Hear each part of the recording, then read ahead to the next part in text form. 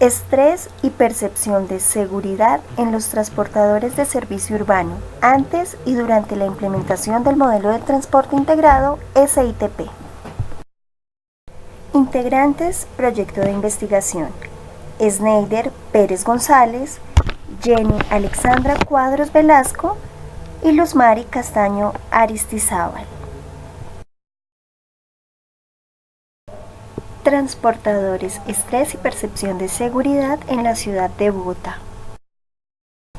Problema: estrés laboral y percepción de seguridad en los transportadores de servicio urbano tradicional en la ciudad de Bogotá. El general de la percepción en cuanto a los transportadores o conductores de transporte público en la ciudad de Bogotá es negativa. Se habla de su mal carácter, que siempre están indispuestos para prestar un servicio cálido al usuario. Además, que sus métodos para la resolución de conflictos no es la más ortodoxa. ¿Pero qué hay detrás de todo este comportamiento generalizado? Vamos a entrar tras bambalinas pretendiendo establecer las razones por las que se presentan dichos comportamientos. Marco referencial. Es fácil observar el comportamiento de un transportador de servicio público en la ciudad de Bogotá en relación con los usuarios. A través de la historia encontramos que no ha sido el medio de transporte más organizado y eficiente. Por el contrario, siempre se ha visto como caótico, ineficiente y hasta peligroso. Y se dio después del muy conocido Bogotazo el 9 de abril de 1948, cuando Jorge Eliezer Gaitán fue asesinado y la ciudad entró en caos, presentándose violentos comportamientos como saqueos, disturbios, peleas, y como hecho fundamental para nuestro tema fue la destrucción casi completa del que para la época era nuestro principal medio de transporte, el tranvía. Dejándonos solo dos opciones: reinvertir en la restauración del tranvía, trenes y rieles, o implementando un sistema ya implementado en otras ciudades del mundo, los buses. Aunque Bogotá ya contaba con unos pocos, se llegó a la decisión de implementar por completo este sistema para la cobertura total de la ciudad. Llegaron algunos buses electrónicos llamados trolis, pero estos presentaron problemas operacionales, pues cuando se quedaban sin luz, el servicio se suspendía. Estos fueron saliendo de circulación gradualmente.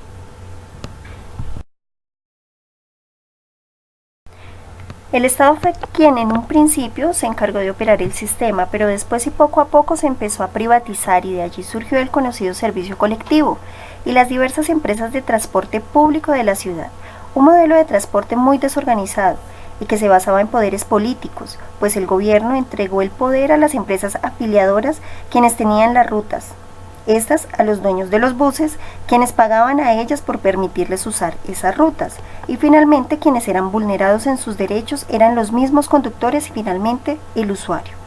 En los años 70 y 80 se escribió una historia cruda sobre este medio de transporte. Los accidentes por exceso de velocidad, imprudencias y falta de pericia de los transportadores causó cientos de muertes, pero solo se enfocaron en presentarlos como culpables y nunca se creó una cultura de educación y de formación. Actualmente es posible visualizar que a diario se presentan noticias sobre el gran número de problemáticas que se generan por medio de este sistema, que afectan de forma directa a los transportadores en su salud mental, problemas que se han aumentado desde la creación e implementación de Transmilenio, iniciando su proceso de construcción de calzadas exclusivas en el año de 1998 durante la alcaldía de Enrique Peñalosa, actual mandatario, e inaugurado en diciembre del 2000. Incrementado en el año 2012 cuando se inicia la primera etapa de implementación de un sistema integrado más organizado para la ciudad, SITP complementario, sistema que para el año 2015 logró casi por completo la desaparición del medio urbano convencional.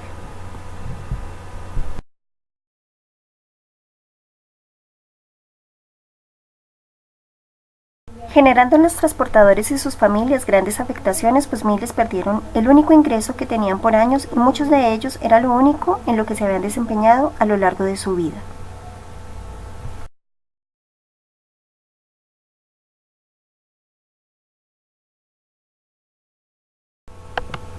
Lo que más se encuentra marcado en la percepción de los usuarios es el trato de los transportadores. Es muy negativo.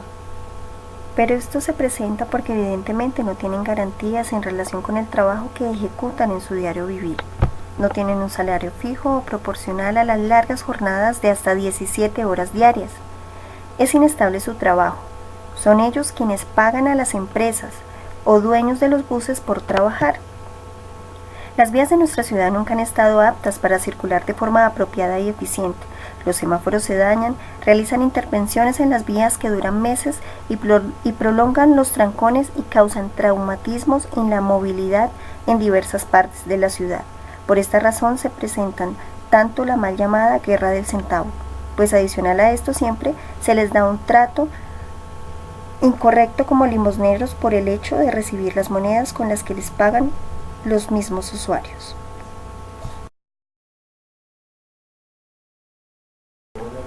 Adicional al trato de los usuarios, el mal estado de la malla vial, los transportadores se ven afectados por un sistema mal diseñado desde el inicio. Un sistema que solo benefició a las empresas afiliadoras y a los dueños de los buses, generando miles de millones de pesos cada año, pero a ellos dejándolos como esclavos, luchando por cumplir una cuota diaria para el dueño del bus, combustible, pagar prestaciones sociales porque se convierte en su responsabilidad, porque nadie se hace cargo de ello, aunque por fachada las empresas dicen estar cumpliendo con todo lo de la ley, cuando son los mismos transportadores quienes pagan sus gastos en salud, pensión y cesantías, además de llevar un diario para su casa. Estos son solo algunos de los casos en los que son vulnerados y de las circunstancias en las que por mantener un empleo se ven obligados a callar.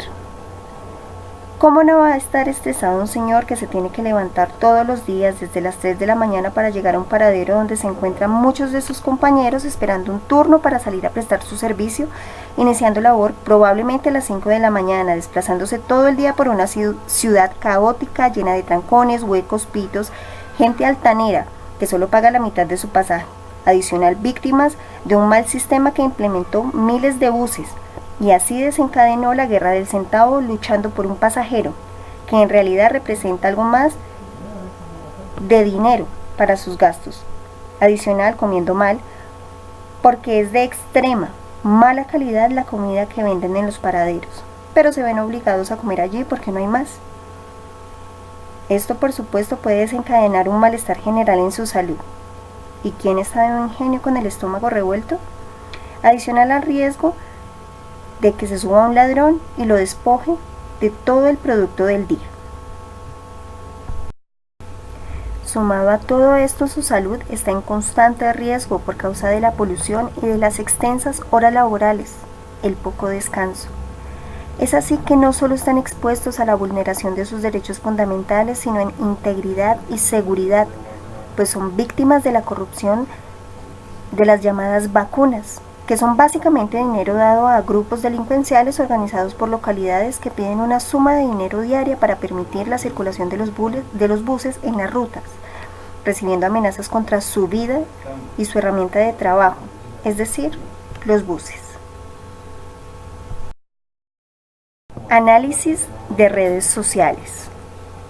Centraremos nuestra investigación en la asociación e influencia del ambiente laboral y grupal de los transportadores de bus urbano en la ciudad de Bogotá, centrándonos en una comunidad objetivo de 4 conductores de las empresas Bermúdez S.A. y Compañía Metropolitana de Transportes S.A., empresas que ejecutan su operación en la ciudad de Bogotá en las localidades Kennedy, Fontibón, San Cristóbal y Usme, en busca de herramientas que nos permitan identificar los generadores de estrés e inseguridad y por ende los malos comportamientos con los que se asocia a los mismos transportadores.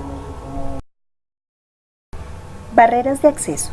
Para identificar los hechos circunstanciales que dan como resultado un comportamiento negativo frente al usuario y adicional, encontrar el enlace que existe entre estos factores y la percepción de inseguridad de los transportadores, será necesario realizar un diario de campo, acompañando a los transportadores de nuestro grupo focal en su labor diaria. Para los hechos de inseguridad, como las llamadas vacunas o cobros extorsivos, por el acceso difícil a las localidades antes mencionadas, será solo por medio de las entrevistas y testimonios de los mismos, pues no tenemos el acceso directo a esta información porque se tornaría peligroso para el grupo investigativo.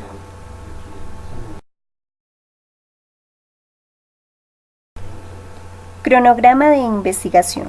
Domingo 20 de marzo, entrevistas con los integrantes del grupo focal para la obtención de datos y material audiovisual. Viernes 25 de marzo, acompañamiento en rutas y diario de jornada laboral de 2 de los involucrados en el grupo focal. Viernes 1 de abril, consolidación de información extraída de la investigación en campo.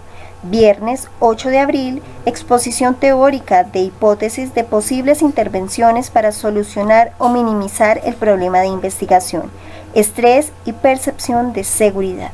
Muchas gracias.